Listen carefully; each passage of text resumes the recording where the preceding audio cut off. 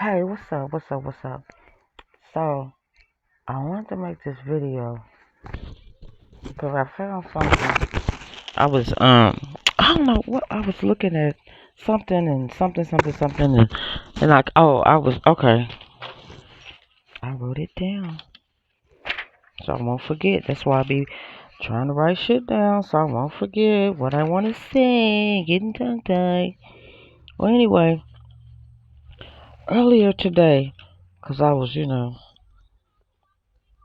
had to get my mind off my car because it had a little mishap today. But we gonna be alright. So, at first I was going through the Chinese lunar, reading through all that and learning how to read that birth chart. And with all my kids, it was correct. I learned how to read it,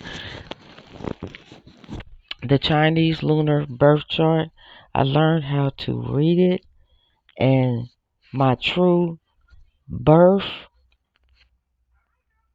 which I found out, which I learned I am actually 2 years older, according to the lunar Chinese calendar, than what I am as far as the Gregorian calendar. And every age that I looked at, that I was at the time of my kids, and mind you, we're pregnant. Women are pregnant 10 months. And the ancient people and the people I guess the modern people still do too. And the ancient civilizations, they started counting. Um, they started counting the child from the first day it's conceived. From the first day it's conceived, that's when that child exists. And then 10 months later, not nine, 10 months later, the baby is born, and then it's a year. I believe I gotta look it up again. But each year, my birthday fell on a different day because it's not the way that the Western world celebrates. Because they celebrate, however, they want you to think that you're only pregnant for 9 months, but you're really pregnant for 10. I was pregnant for 10, 42 weeks, and yeah. So I was looking at that, and then I got to looking up my my my what am I looking at? Hold on. Just hold your horses. Oh, my. Okay, so okay, I was born in the year 4668. And my birthday is August 18, 1970. But when you convert it to the lunar calendar, it goes back a month. So I was actually born August 17th, 1970. And the time don't even matter. It don't. When you go to the lunar calendar, the time of the day you was born, it don't even matter. They just want want you to put in your date, and then it calculates. And I was born in the year 4668, and my real average age is 55. And I'm a Yang. Yin Wei is the year I was born, and I'm gonna have to learn all the uh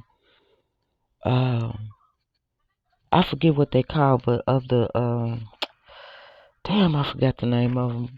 But it states how they recognize how the different days, changes of the season, and when the new year actually begin, because the new year actually begins in anywhere between the end of January or in March.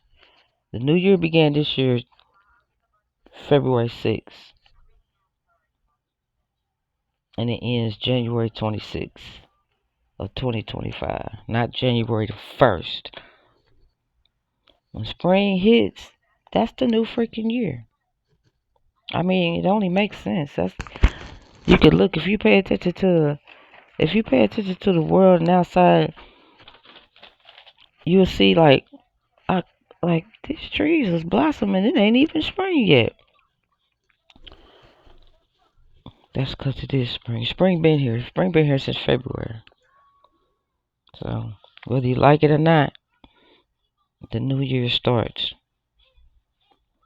when the new year starts, and it don't be on March, and it don't be on February. I mean January.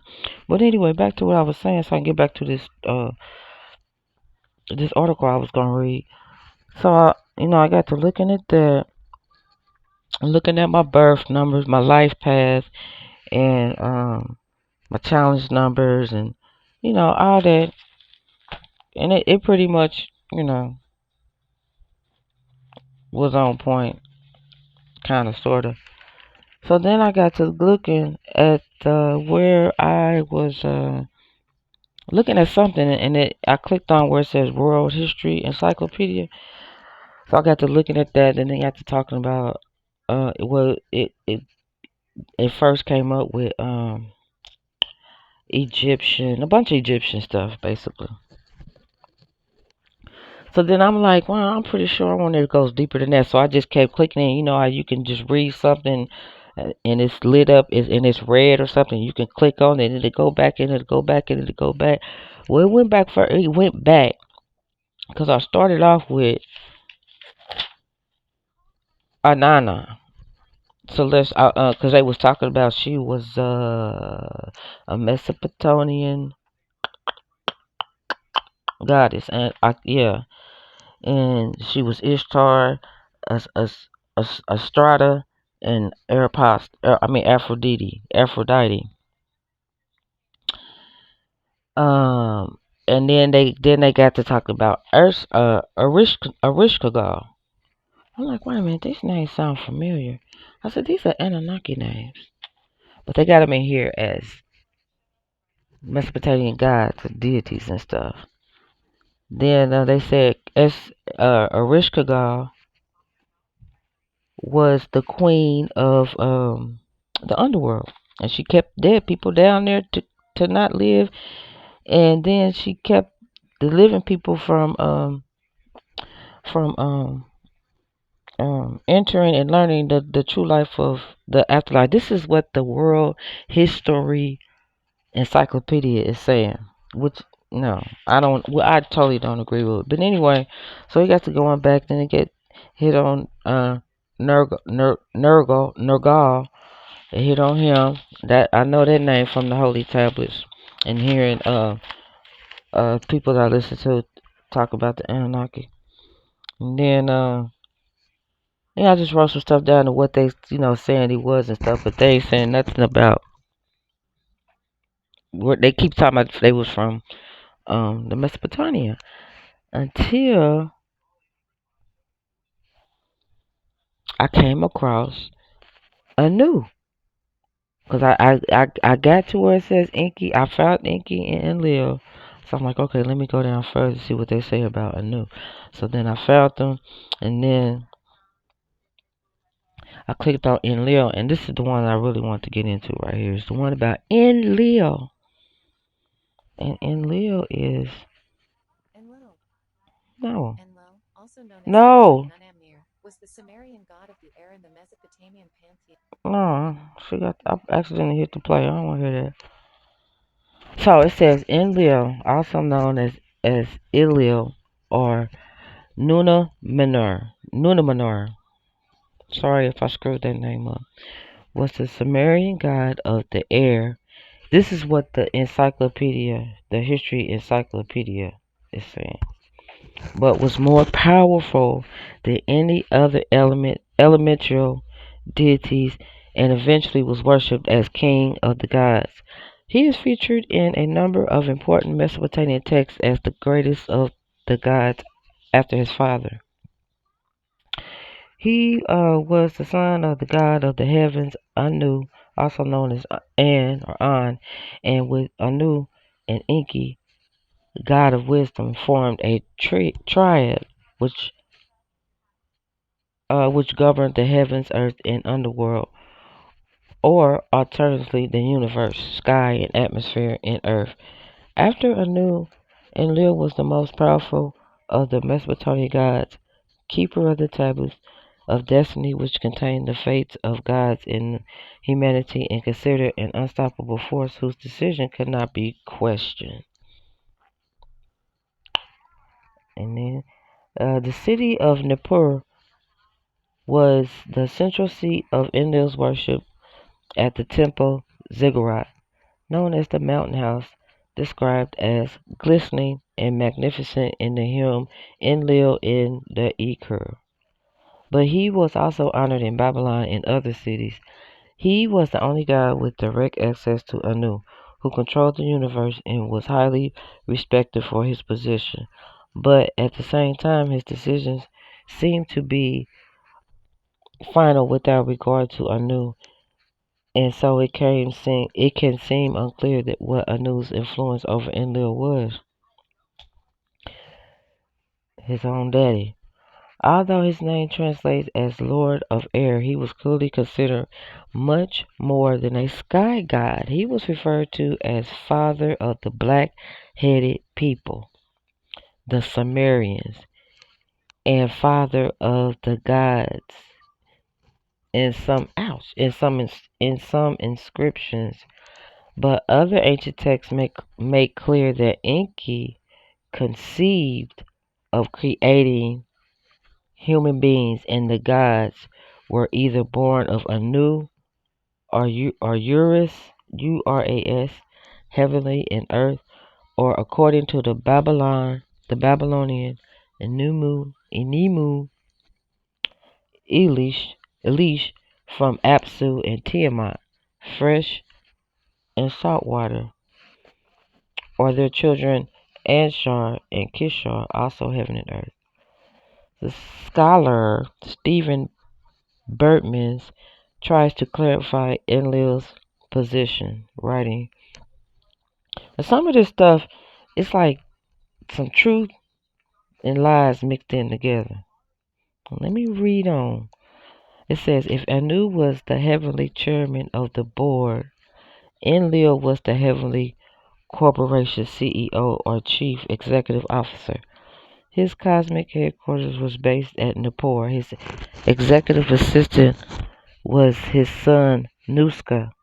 Enlil was a family man married to Ninlil, also called Sud. And I'm going to go in deep into that too. And with her, he raised a bride that included, among others, the moon god Nana, or Sin, the sun god, Shamash, the weather god, Ishkur or Adad, and the love goddess Inanna or Ishtar. Although that explanation may clarify somewhat, Enlil was also sometimes referred to as the son of Enki and Ninenki, Lord and Lady Earth, and not Enki, the god of wisdom. While Enki, the god of wisdom, is established as the twin brother of Ishtar or Adad, which would make him obviously another son of Enlil, which he was not. Further, although Inanna is frequently depicted as daughter of Enki, she is also mentioned as Enlil's child. All of these seeming contradictions stem from Mesopotamia's long history and the different cultures which adopted Sumerian gods and made them their own, with additions and alterations to their stories. Sometimes these changes expand upon or continue older stories, but in various eras, different scribes in ancient Mesopotamia simply rewrote the tales to suit their purposes. Worship of Enlil dates from the early dynastic period, 2900 to 2800 BCE, at Nippur, and firmly from the time of the Akkadian Empire, 2334 to 2218 BCE. down until he was absorbed and assimilated into the god Marduk during the reign of um, Hamaruba of Babylon, which was 1792 through 1750 BCE. Even after that time, however, he continued to be widely honored throughout Mesopotamia, and so it is not surprising that different stories from different regions and various areas should depict him with different characteristics and details. He was among the oldest gods and counted as one of the seven divine powers: Anu, Enki, Enlil, Inanna, Nanana, Neherseg, Utu Shamash, and Utu Shamash. His importance as the supreme god for thousands of years is reflected too in the role he plays in Mesopotamian myths and his epithet Nun can't pronounce it, thought to mean he who is respected. Enlil and Ninlil in the early myth known as Enlil and Ninlil. Enlil is seen as a young god living in the city of Nippur before the creation of human beings. Nippur is an urban center of the gods in this story and governed by the divine law. Ninlil, also known as Sud, is a young and beautiful goddess who is attracted to Enlil as he is to her. Ninlil's mother, Nisaba, goddess of writing and scribe of the gods, cautions her cautions her against going to bathe in the river and encouraging the advances of young Enlil. And I read this, I think, in the Holy Tablets, but I do believe her sister was in there too. And he got both of them pregnant, if I'm thinking of the right one. Enlil ignores this advice, however, goes to the river and is seduced by Enlil. She becomes pregnant and gives birth to the moon god Nana. Enlil must then go to Nasaba and ask for her daughter's hand in marriage. Um, Afterwards, as Enlil is walking through the city, he is arrested by other gods for being ritually impure and exiled from the city to the underworld. The charge against him seems to have nothing to do with Ninlil's seduction. However, Ninlil is also arrested and exiled and follows him out of the gates, but at some distance behind him. Enlil speaks to each of the keepers of the gates or important personages of the underworld, instructing them not to tell Ninlil where he has gone if she should ask. He then disguises himself as each one, and when Ninlil approaches and asks where Enlil has gone, he says he will not tell her. Ninlil offers him some of that wild thing for some information, and he agrees, although each time this happens, he tells her nothing. In this way, they gave birth to the deities Nergal, Ninazu, and Enbilulu, gods of war, healing, and canals. Respectfully, in other myths, however, these three gods have different parents, and Nunazu, especially, is more commonly known as son of Gula, goddess of healing. The hero god Ninurtu is also Ninurta is also sometimes represented as one of their children, although in the best known myths he is the son of Nehersag and Enlil. The story ends in praise to Enlil for his fertility, and the myth is thought to celebrate the fertility of the earth. The two young deities defying the laws that would keep them apart join together to produce life, and even when they are banished to the underworld, they cannot be separated and continue to and continue the creative act. Enlil, as the rebel who defies the laws of the gods to pursue his own desire, changes in other myths into the authority who wields the power of divine law and whose judgments cannot be questioned. So basically, he is the one that said, because he the one wants to be worshipped like a god, not Enki. Enki wanted it to be known that we have just as much as power as they do. But Enlil doesn't want that because he wants to be worshipped as a god, and that's the only god, and that's where you get your Jesus and your Yahweh and your God from. What else it says? Enlil and the Anzu bird. And wasn't that the bird named on Lion King? In the Babylon myth of Anzu, early 2nd millennium BCE, Enlil is seen as the supreme god who holds the tablets of destiny, sacred objects which legitimize the rule of a supreme god and hail the fates of gods and humanity. The scholar E. A. Wallace Budge relates one version of the myth. The zoo bird, also known as the Anzu, the symbol of storm and tempest, was a god of evil who waged war against Enlil, the holder of the tablets of fate whereby he ruled heaven and earth. Zu coveted this tablet and determined to take it and rule in his stead.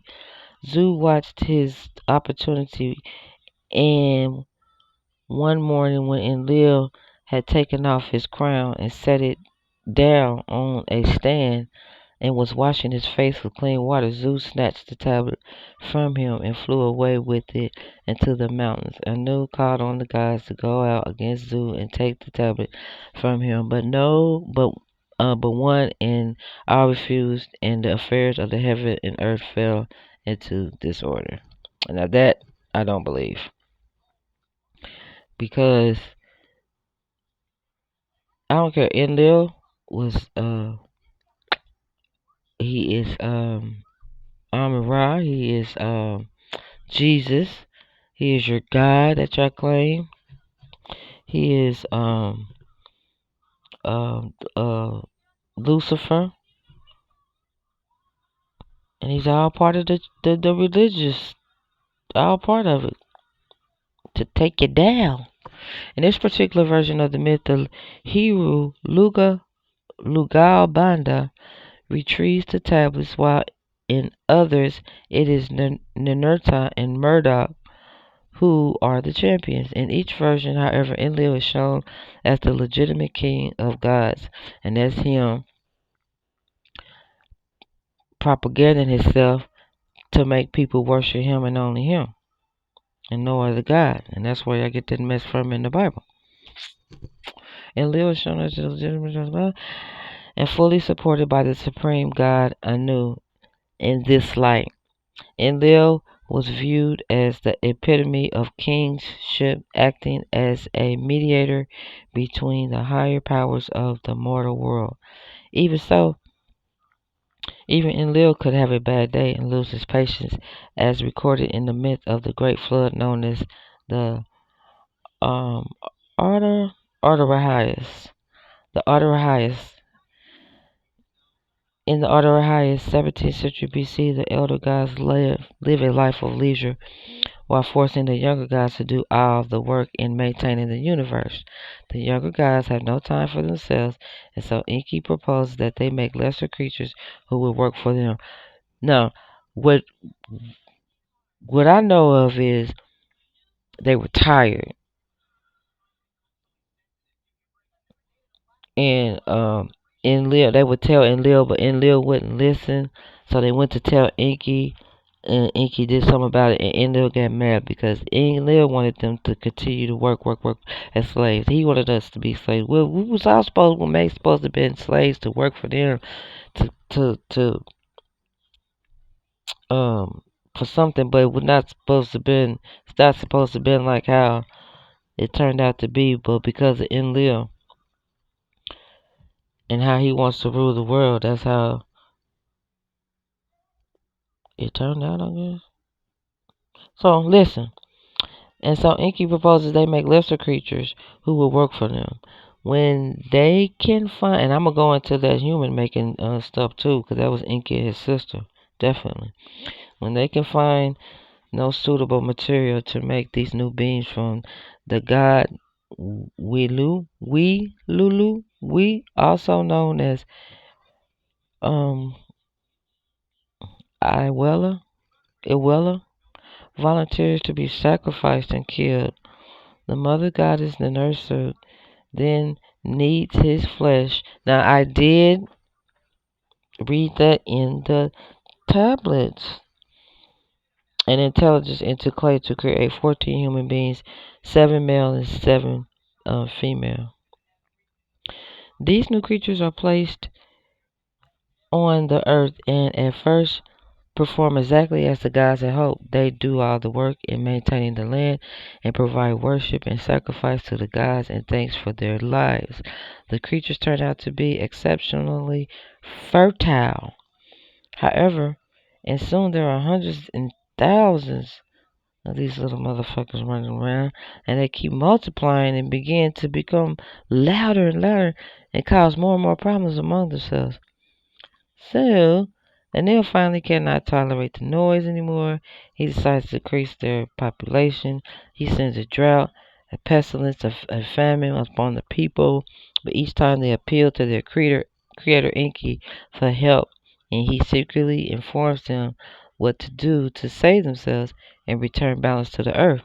Enlil cannot understand what is happening, since somehow everything he sends against the creatures seems to simply help them multiply more abundantly. And so he decides to destroy them all in a great flood. He convinces the other gods of the necessity of his plan and sets it in motion. And Enki disagrees, but can't do nothing to change Enlil's decree once it has been made. Enki travels to Earth to whisper to the sage Artorias about what is coming and tells him, now this right here, this is the Noah Ark shit. And load 2 told him to build an ark, load 2 of a kind of animal into it to save them and himself. Adoras does as he is told, and the flood comes and life on earth is destroyed.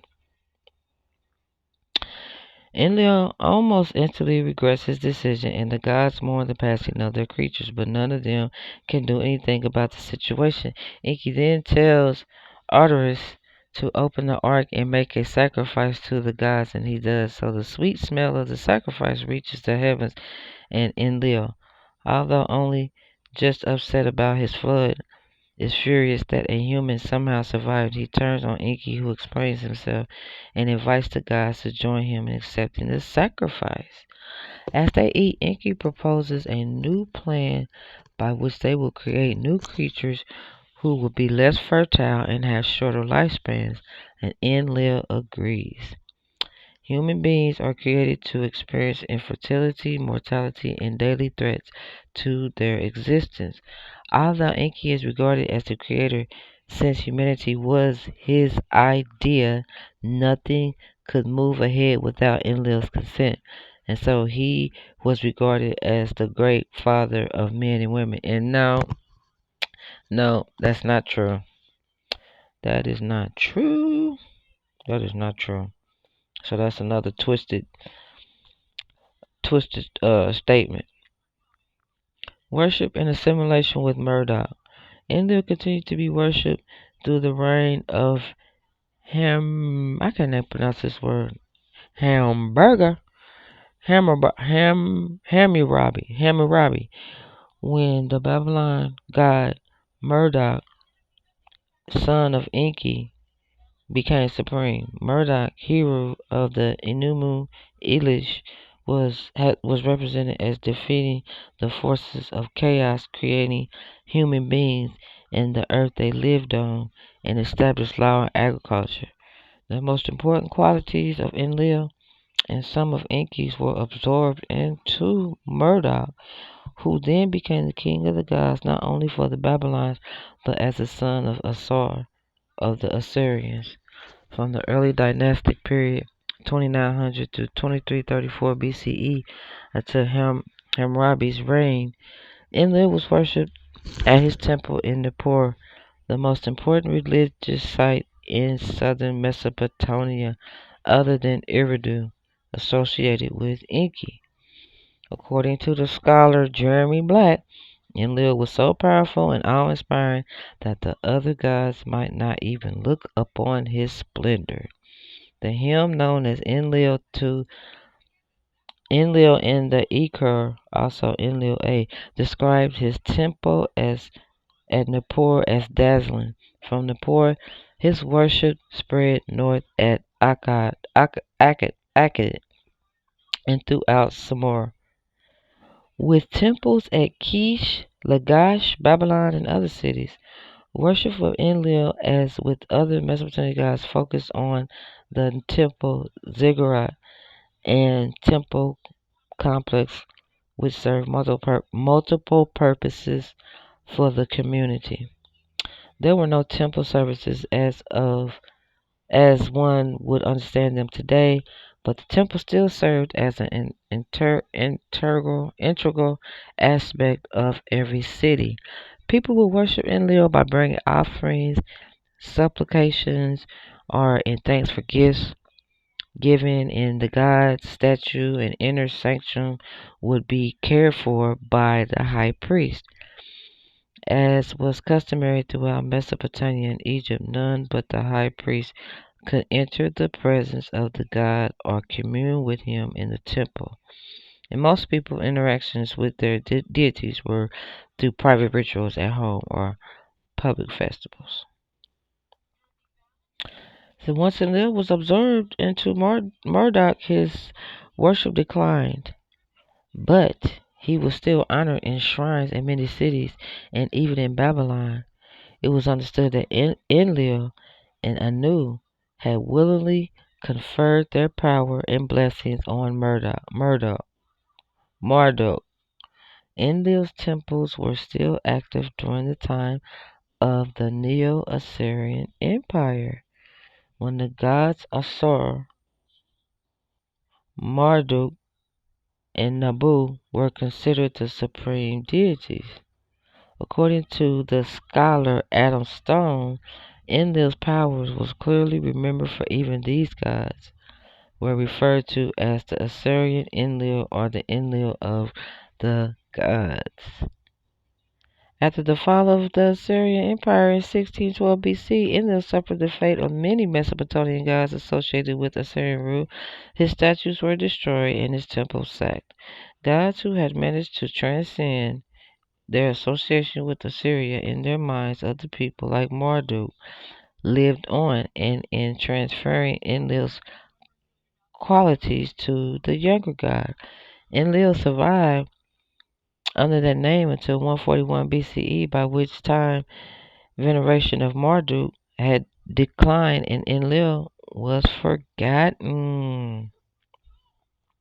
But that's not true, because Enlil is the all aspect is Jesus, is the Jesus that's in that book, the guy that's up in the sky.